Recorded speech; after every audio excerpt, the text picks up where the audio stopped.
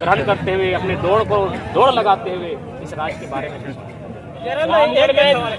जयराम जी, रामगढ़ में उपचुनाव होने जा रहा है, तो क्या उसका भी एक संदेश जा रहा है कि रामगढ़ में आप चुनाव लड़ेंगे? क्या लड़ेंगे, कौन होगा? रामगढ़ उसके लिए रामगढ़ में उपचुनाव का जहाँ तक विषय है, ये कार्यक्रम हम लोग का 1.5-2 महीना पहले से तय था। और जब यहाँ की जो विधायक बेटा में उनकी विधायकी नहीं गई तो उससे पूर्व निर्धारित था, तो ऐसी कोई मंशा के साथ हम यहाँ नहीं आए हैं। और मेरा मानना है उपचुनाव में हम लोग की कोई सक्रिय टीम नहीं है। और चुनाव का विषय है, हम लोग चाहेंगे 2024 के लिए युवाओं को विचारों में परिवर्तन करते हुए व्यवस्था परिवर्तन की ओर देखें और जो उनके पक्ष में नीति नियम बना सकें, ऐसे लोगों को चुनकर विधानसभा के भीतर भेजें, ताकि इस राज्य के युवा, राज्य के किसान, महिलाएं, उनके पक्ष में जब नीतियाँ बनेंगी तो उन्हें ज़्यादा से ज़्यादा लाभ मिलेगा और इस राज्य में इस राज्यवासी होने का उन्हें अनुभव प्राप्त होगा। राज्य के युवा जो है टाइगर जी, आपको मुख्यमंत्री प्रत्याशी के रूप में राज्य के युवा देख रहे हैं, तो विधायकी होना चाहिए ना उसमें? एक आदमी बोले कि बाहरिया लोग आके यहाँ पे मतलब घर बना लेते हैं, तो कहीं बनाने वाला जो जाति आती है वो तो सरकारी का आदमी रहता है ना। क्योंकि सबसे पहली बात, आप किसी भी सरकारी महकमे में चले जाइए, जो भी कार्यालय है, वहाँ हमको लगता है जैसे जैसे उसका पद ऊपर बढ़ेगा नौकरियों का, वहाँ मैक्सिमम बाहर के लोग, तो जाहिर सी बात है जो बाहर के लोग यहाँ नौकरियाँ करते हैं, पहला बात तो नियुक्ति तो सरकार ने करती है, बहाली सरकार ने करती है। बहाली सरकार करती है, आपके पास में नीति है इस राज्य के और वैकेंसी भर सकता है। तेलंगाना में नियम है 377D के अनुसार कि राज्य में जो भी नियुक्त होंगे उसी राज्य के निवासी भरेगा। लेकिन क्या आपने यहाँ की वैकेंसी में पढ़ा, यहाँ लिखा होता है भारत के निवासी होना है, तो उसी लिए तो लड़ रहे हैं।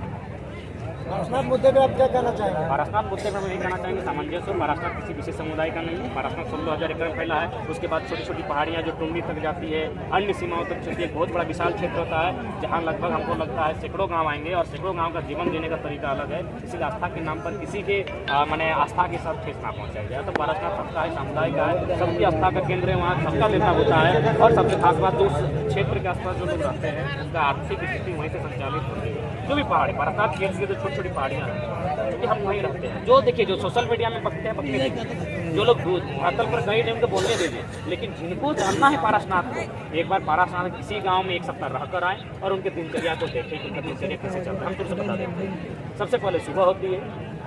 मैं अपने ही गाँव को उदाहरण देता हूँ कि मेरा भी गाँव पहाड़ के किनारे है।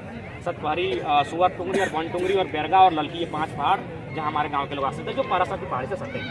तो हमारे गाँव में प्रत्येक परिवार से कोई ना कोई सदस्य कुल्हाड़ी लेके पत्ते, कच्चा पत्ता लाने के लिए जाता है, ताकि उनका जो घर में बकरी, छगरी, पटरू है उसको खिलाया जा सके। उसके बाद हमारी माँ मौसी जो काफ़ी जैसी लोग होती है, वे लोग भी लकड़ी चुनने में सूखी लकड़ियों का गट्टी बांध कर लाती है, ताकि जलावन की लकड़ी के रूप में उपयोग किया जा सके। ये प्रतिदिन का बात कर रहे हैं। उसके बाद अगर सीजनली बात करें तो कैन, पियर, भिलवा, करी, तरह के बहुत सारे माने भोजन वनोपज होते हैं जिससे हमारा संसार चलता है। उसके बाद आप किसी भी पहाड़ी क्षेत्र में चले जाइए, आप उसका तुलना किसी कोलफील्ड के क्षेत्र से कीजिए, बीमारी में वो लोग थोड़ा कम मिलेंगे। और उसके बाद भी अगर वो बीमार भी होते हैं तो वो डॉक्टर के पास सेकंड चॉइस होता है। पहला चॉइस क्या होता है पता है? भाई पहाड़। क्यों पता है? वहाँ जड़ी बूटी, किसी गाछ का छाल से, किसी जड़ी से, किसी पत्ता से, और हम लोग स्वयं बहुत सारा इलाज, जो कट गया तो पत्ता को लगा के रगड़ के डाल दिए, पेट दर्द हुआ तो पानी में डबका के फुला के पी गए। यानी जो लोग सोशल मीडिया में बक रहे हैं, जिनको पारसनाथ की सच्चाई मालूम नहीं है पहाड़ों की,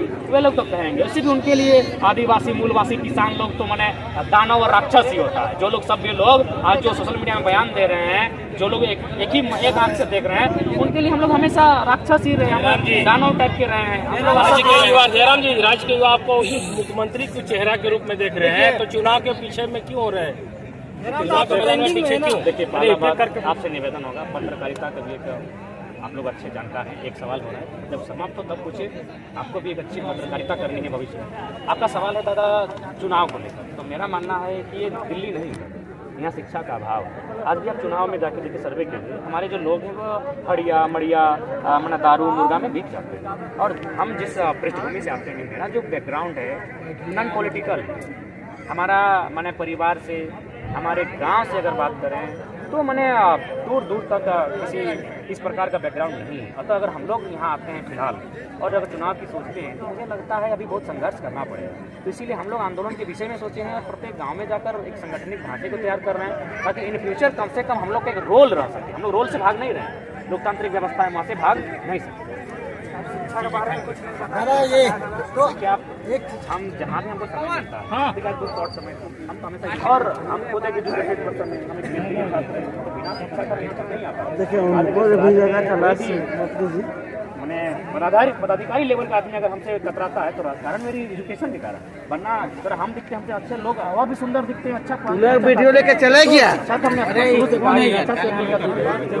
से ही झारखंड के कल्याण हो सकता है और झारखंड में जो लोकतांत्रिक व्यवस्था है उसमें बदलाव लाया जा सकता है। इसीलिए हम तो युवाओं से भी अपील करते हैं कि आप बिल्कुल अपनी शिक्षा से आपको आंदोलन में नहीं आना है, बल्कि आप नैतिक समर्थन करें। यदि आप शिक्षा के क्षेत्र में यदि आप पढ़ने वाले छात्र हैं तो पहली प्राथमिकता आपकी पढ़ाई रहे, उसके बाद आप अपने नैतिक समर्थन इस आंदोलन को कविताएं लिखकर आप समर्थन करके आप नैतिक समर्थन दे सकते अगर जरा मतो पर्यटक स्थल चाहते हैं कि किस मतलब कि झारखंडी जो टाइगर जरा मतो या फिर झारखंडी लोग क्या चाहते हैं लोग? वहाँ सबकी आस्था का केंद्र है, बीच का रास्ता था, वो कभी इको सेंसिटिव जोन था और इको सेंसिटिव जोन का भी पालन हो, तो चाची वन्य अभ्यारण्य वहाँ पाया जाता है उसका भी पालन हो, यानी बड़ी बड़ी इमारतें वहाँ ना बने।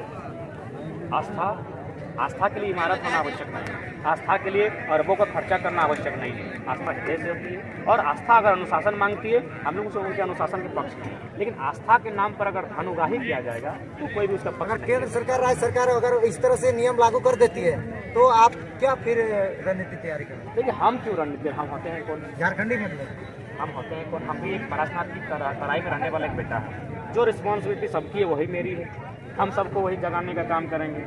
और अगर नहीं जागते हैं, यदि उनको बेदखल करने की जरा से भी चेष्टा की जाती है तो बहुत सारे उदाहरण सामने हैं। मैंने आपको शुरू में ही कहा कि आज पारसनाथ के इर्द गिर्द आप जो 2017-18 में राज्य सरकार द्वारा नक्सलियों की सूची जारी की गई थी 125 की, तो उसमें 25% नक्सली पारसनाथ थे। क्यों कर पा रहा है? वही महाजनी प्रथा, गांव जंगल उनका और उन्हें बेदखल करने की चेष्टा। तो इसीलिए मेरा मानना है अराजकता ना हो। दादा कल राष्ट्रीय युवा दिवस है, उस पर मैसेज युवाओं को क्या देंगे?